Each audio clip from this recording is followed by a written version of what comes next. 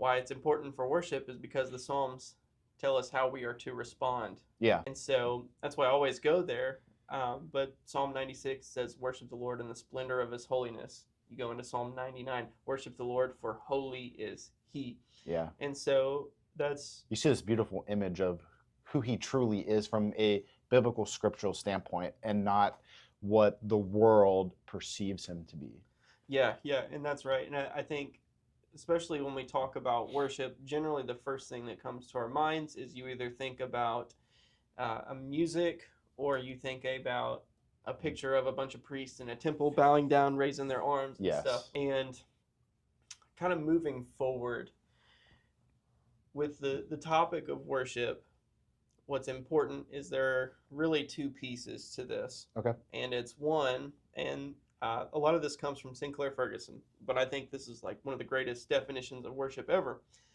So I'll roll with that. But he says there's two parts. And so what that is right thoughts, right knowledge about God. And then the second part is the appropriate or proper outward expression or response.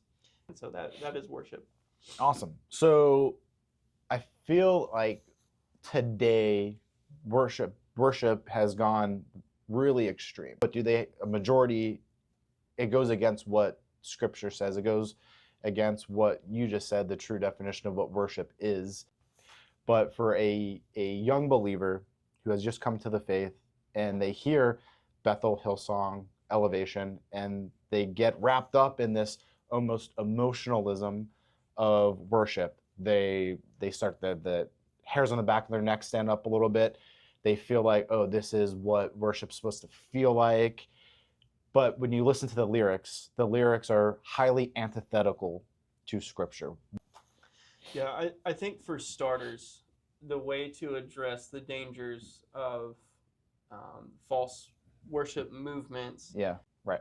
Where it sounds, as you're listening to the instruments behind, and the crowd, the congregation it feels awesome. But when you start listening, you're like, wait a second. And the lyrics from these movements most of the time are about me. Yeah. And so when that has been elevated so much and they have so much popularity, so many people listen to them. Mm-hmm. So if this church has 10,000 members and this church has 100 members, clearly the one with 10,000 members is preaching the gospel, worshiping Christ and the triune God in a specific way.